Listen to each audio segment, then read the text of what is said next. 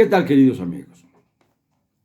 En Estados Unidos disponen y México sumisamente responde que sí.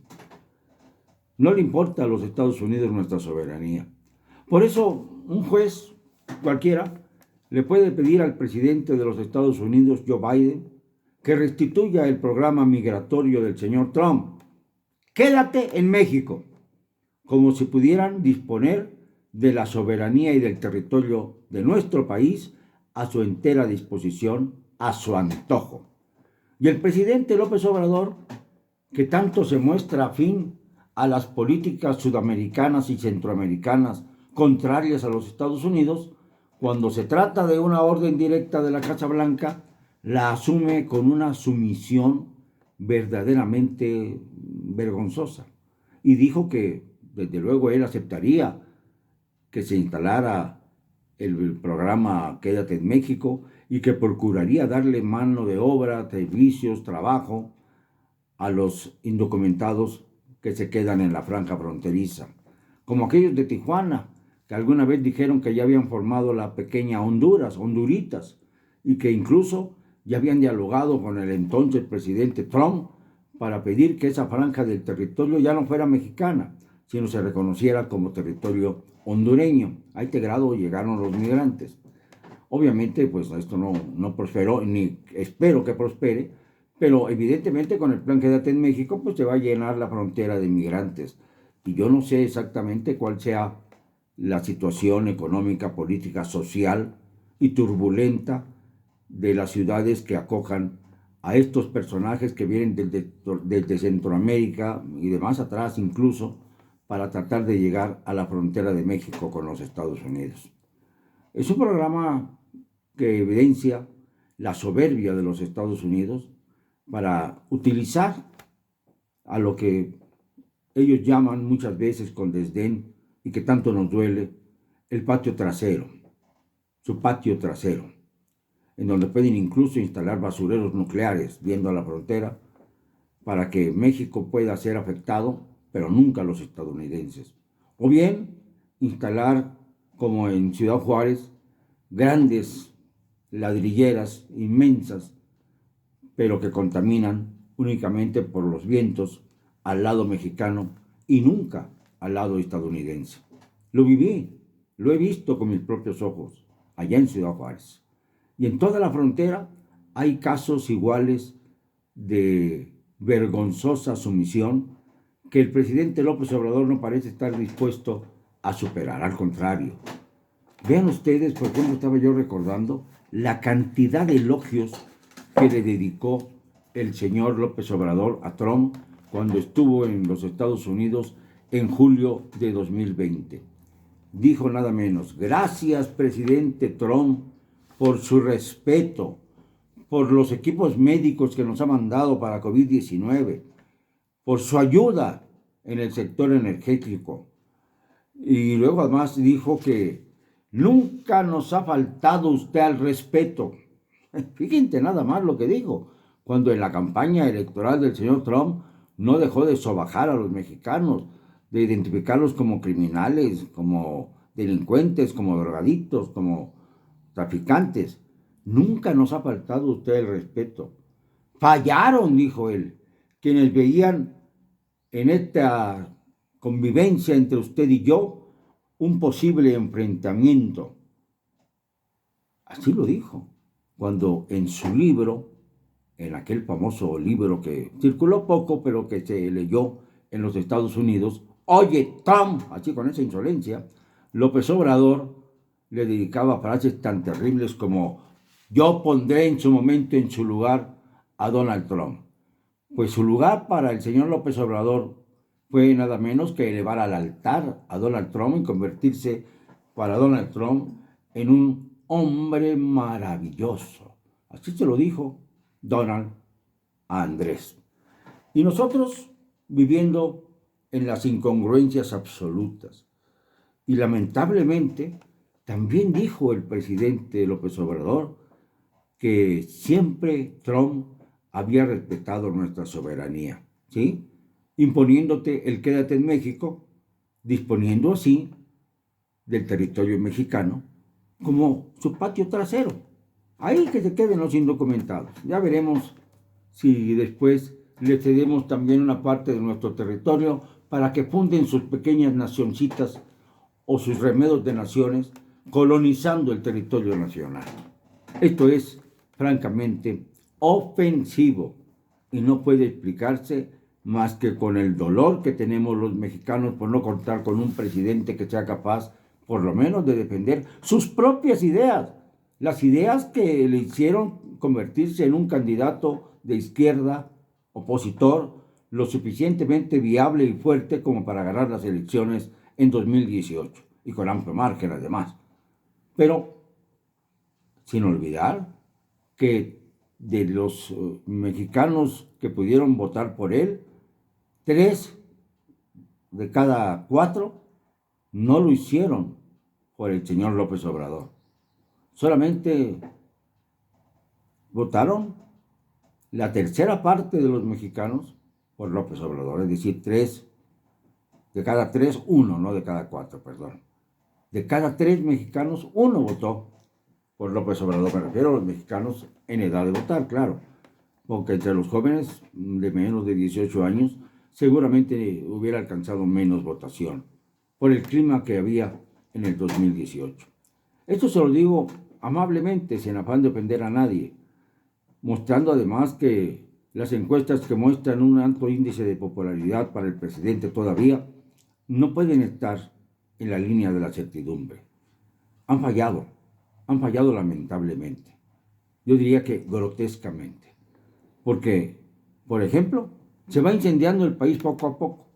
Ahora ahí están en Campeche, los de Morena, guerreando contra el Instituto Nacional Electoral, porque obligó a recontar los votos después de infinidad de evidencias sobre la manera grotesca, otra vez utilizo este término, en que rellenaron las urnas para tratar de sacar adelante la candidatura de una mujer genéticamente corrupta, Laida Sansores. Y digo genéticamente corrupta porque es hija del cacique de Campeche, Sansores Pérez, que tanto dañó al sureste mexicano. Un personaje infame que con su muerte solamente elevó sus grados de amoralidad y de desvergüenza. Y este es el padre de Laida, la que ahora aspira a que el INE sea forzado a votar a favor suyo.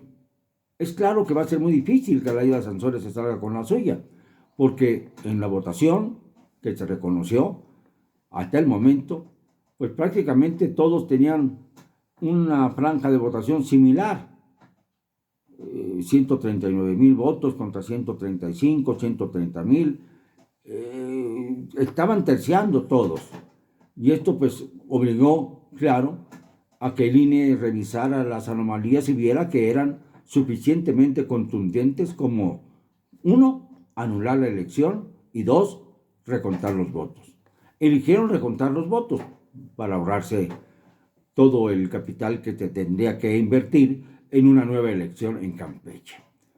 Y ahora va Mario Delgado a hacer una especie de marcha imitando a Mao Zedong con aquella marcha de la Revolución China, la Revolución Cultural China, pero sin gente, sin verdadera pasión política, nada más por el capricho de una mujer que se ha caracterizado por su altanería, por su soberbia, porque se cree superior a los demás, porque cree que merece esto, porque grita mucho, porque le interrumpió un día el paso a Peña Nieto. En esto yo le aplaudí fuerte, porque como legislador era una vergüenza ver que se impusiera la medalla Belisario Domínguez a un empresario, Alberto Balleres, que no tenía ningún derecho a recibirla porque no es un ícono de la libertad de expresión, que es precisamente quien se premia con esta condecoración, que es la mayor que da el Senado de la República. Muy mal estuvo aquella ocasión y muy bien estuvo Laida, y lo dije, pero de esto a aceptar que se eleve a la calidad de gobernadora por obra y arte de la alquimia más rudimentaria, sencillamente no. Y el INE merece todo el respeto. Y el Tribunal Electoral del Poder Judicial Federal también. Y si el tribunal ha ordenado recontar los votos, es porque no se ha inventado un fraude. Es porque fue evidente la intervención de factores externos en esa elección.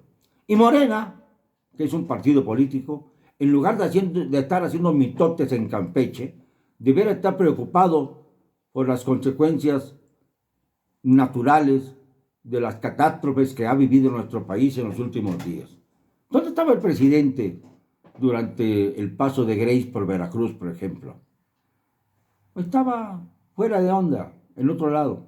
Se presentó a Veracruz cuando Grace ya estaba a la mitad del Océano Pacífico. O sea, cuando ya no había ningún problema, ni se podía mojar los zapatos porque no vaya a ser que se enferme, y más ahora con la pandemia que alguna vez dijo que le había venido como anillo al dedo. Yo no sé si porque con esto tenía pretexto para encamarse y estar un ratito más de lo normal durmiendo a sus anchas. Y nadie sabe a ciencia cierta si fue o no víctima del COVID-19, aunque se paseó por los salones de Los Pinos. Perdón, qué barbaridad acabo de decir. Los salones del Palacio Nacional, Los Pinos, son para los reyesuelos que le precedieron, aunque el virrey es López Obrador, es el que vive en el Palacio Nacional, en un monumento a la aristocracia mexicana de siglos atrás. Y ahí está, en todo lujo, el presidente de la República. ¿Y qué fue lo que ocurrió? Que hubo más de 60 miembros del equipo de trabajo del señor López Obrador que se contagiaron de COVID por estar en Palacio Nacional.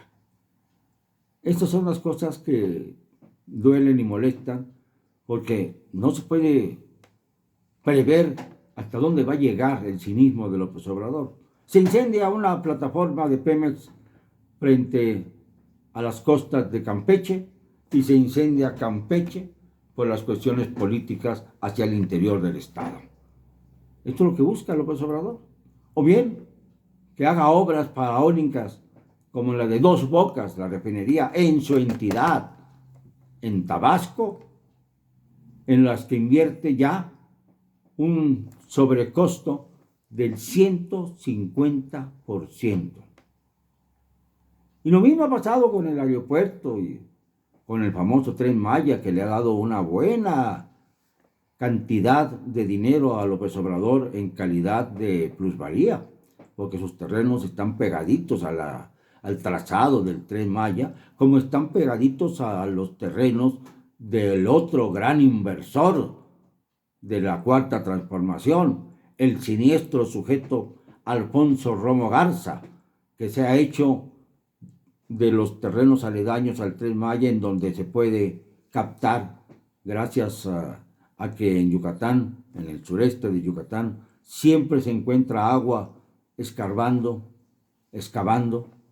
y siempre hay forma de utilizar el agua para altruistas empresas tales como, por ejemplo, cerveceras, o bien para cualquier otra cosa que no sea precisamente el abasto de los sectores menos favorecidos. No es este un gobierno para los pobres, es un gobierno para los cínicos, es un gobierno para los hipócritas, es un gobierno para los altaneros, es un gobierno para aquellos que medran a la sombra de López Obrador, como Jesús Ramírez Cuevas, como la pobrecita Lady Mentiras, como tantos otros que avergüenzan a cualquier gobierno, avergonzarían a cualquier gobierno, y que no avergüenzan a López Obrador. Porque él, diga como quiera, es como ellos, es exactamente igual. Por eso los conserva, porque son hechos a su imagen y semejanza, el que se cree el Dios de todos los mexicanos. Perdónenme, no me van a callar, pero qué presidentito nos ha tocado. Y lo digo con cero cobardía.